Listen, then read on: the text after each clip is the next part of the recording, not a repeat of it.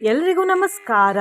ಹಿಂದಿನ ವಿಡಿಯೋಗಳಲ್ಲಿ ನಾವು ಭಗವದ್ಗೀತೆಯ 7ನೇ ಅಧ್ಯಾಯದ 28 ಶ್ಲೋಕಗಳನ್ನು ಕೇಳಿದ್ದೇವೆ.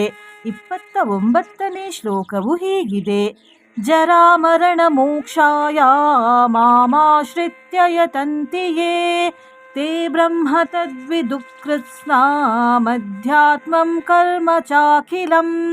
ಯಾರು ನನ್ನಲ್ಲಿ ಶರಣಾಗಿ ಮುಪ್ಪು ಮತ್ತು ಸಾವಿನಿಂದ ಬಿಡುಗಡೆ ಹೊಂದಲು ಪ್ರಯತ್ನ ಮಾಡುತ್ತಾರೋ ಆ ಪುರುಷರು ಆ ಬ್ರಹ್ಮವನ್ನು, ಸಂಪೂರ್ಣವಾಗಿ ಆಧ್ಯಾತ್ಮವನ್ನು ಹಾಗೂ ಸಂಪೂರ್ಣ ಕರ್ಮವನ್ನು ತಿಳಿಯುತ್ತಾರೆ. ಸಾಧಿಭೂತಾದಿದೈವಂ ಮಾಂ ಸಾಧಿಯಜ್ಞಂ ಚ ಯೇ ವಿದುಃ ಪ್ರಯಾಣಕಾಲೇಪಿ ಚ ಮಾಂ ತೇ ವಿದುರ್ಯುಕ್ತಚೇತಸಃ. ಯಾವ ಪುರುಷರು ಆದಿಭೂತ ಮತ್ತು ಆದಿದೈವದ ಸಹಿತ ಹಾಗೂ ಆದಿಯಜ್ಞದ ಸಹಿತ ಎಲ್ಲರ ಆತ್ಮರೂಪಿಯಾದ ನನ್ನನ್ನು ಅಂತ್ಯಕಾಲದಲ್ಲಿಯೂ ಸಹ ತಿಳಿಯುತ್ತಾರೆಯೋ ಆ ಯುಕ್ತಚಿತ್ತರಾದ ಪುರುಷರು ನನ್ನನ್ನೇ ಅರಿಯುತ್ತಾರೆ, ಅರ್ಥಾತ್ ಪಡೆಯುತ್ತಾರೆ. ಇಲ್ಲಿಗೆ ಈ ಅಧ್ಯಾಯವು ಮುಗಿಯಿತು. ಮುಗಿಯುವಾಗ ಒಂದು ಶ್ಲೋಕವನ್ನು ಹೇಳಲಾಗಿದೆ.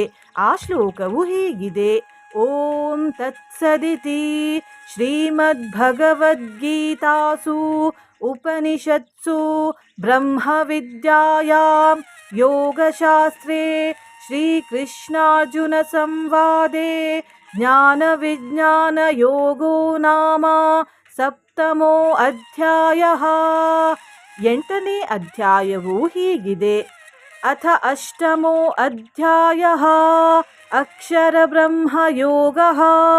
ಅರ್ಜುನ ಉವಾಚ ಕಿಂ ತದ್ ಬ್ರಹ್ಮ ಕಿಮಧ್ಯಾತ್ಮಂ ಕಿಂ ಕರ್ಮ ಪುರುಷೋತ್ತಮ ಆದಿಭೂತಂ ಚ ಕಿಂ ಪ್ರೋಕ್ತಂ ಅಧಿದೈವಂ ಕಿಮುಚ್ಯತೆ. ಅರ್ಜುನನು ಹೇಳಿದನು: ಹೇ ಪುರುಷೋತ್ತಮ, ಆ ಬ್ರಹ್ಮವು ಯಾವುದು? ಆಧ್ಯಾತ್ಮವೆಂದರೆ ಏನು ಮತ್ತು ಕರ್ಮವೆಂದರೆ ಯಾವುದು? ಆದಿಭೂತವೆಂಬ ಹೆಸರಿನಿಂದ ಯಾವುದನ್ನು ಹೇಳಲಾಗಿದೆ ಮತ್ತು ಅಧಿದೈವವೆಂದು ಯಾವುದಕ್ಕೆ ಹೇಳುತ್ತಾರೆ?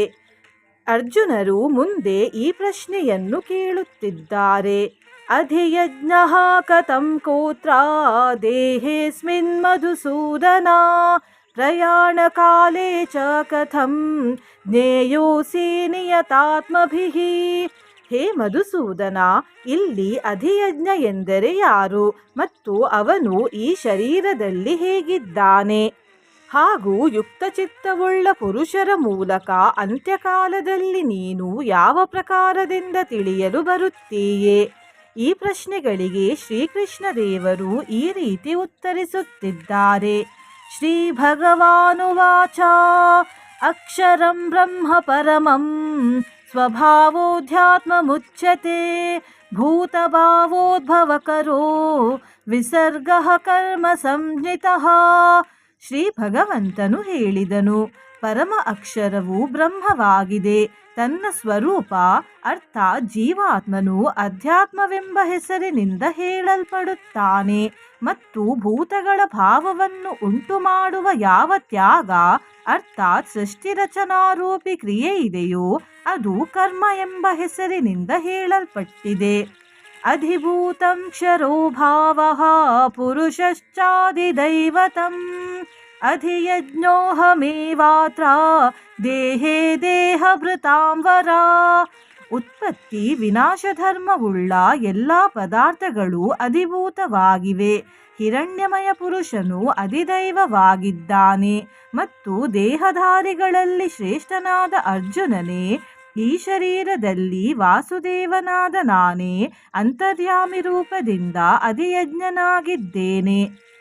ಅಂತಕಾಲೇ ಚ ಮಾಮೇವ ಸ್ಮರನ್ ಮುಕ್ತ್ವಾ ಕಲೇವರಂ ಯಃ ಪ್ರಯಾತಿ ಸಮದ್ಭಾವಂ ಯಾತಿ ನಾಸ್ತ್ಯತ್ರ ಸಂಶಯಃ. ಯಾವ ಪುರುಷನು ಅಂತ್ಯಕಾಲದಲ್ಲಿಯೂ ಕೂಡ ನನ್ನನ್ನೇ ಸ್ಮರಿಸುತ್ತಾ ಶರೀರವನ್ನು ತ್ಯಾಗ ಮಾಡಿಬಿಡುತ್ತಾನೋ ಅವನು ನನ್ನ ಸಾಕ್ಷಾತ್ ಸ್ವರೂಪವನ್ನು ಪಡೆಯುತ್ತಾನೆ. ಇದರಲ್ಲಿ ಯಾವುದೇ ಸಂಶಯವೂ ಇರುವುದಿಲ್ಲ. ಇದು 8ನೇ ಅಧ್ಯಾಯದ 5ನೇ ಶ್ಲೋಕ. ಇಲ್ಲಿಗೆ ಈ ವಿಡಿಯೋವನ್ನು ಮುಗಿಸುತ್ತಿದ್ದೇನೆ. ನೀವು ಚಾನಲಿಗೆ ಹೊಸದಾಗಿ ಬಂದಿದ್ದರೆ ಚಾನಲನ್ನು ಸಬ್ಸ್ಕ್ರೈಬ್ ಮಾಡಿ, ಹತ್ತಿರ ಇರುವ ಬೆಲ್ ಬಟನ್ ಪ್ರೆಸ್ ಮಾಡಿ, ಆಲ್ ಅನ್ನುವ ಆಪ್ಷನ್ ಅನ್ನು ಸಿಲೆಕ್ಟ್ ಮಾಡಿ. ವಿಡಿಯೋಗೆ ಲೈಕ್ ಮತ್ತು ಹೈಪ್ ಮಾಡಿ, ಕೃಷ್ಣ ಕೃಷ್ಣ ಎಂದು ಕಮೆಂಟ್ ಮಾಡಿ. ಮುಂದಿನ ವಿಡಿಯೋದೊಂದಿಗೆ ಮತ್ತೆ ಪುನಃ ಸಿಗೋಣ. ಧನ್ಯವಾದ.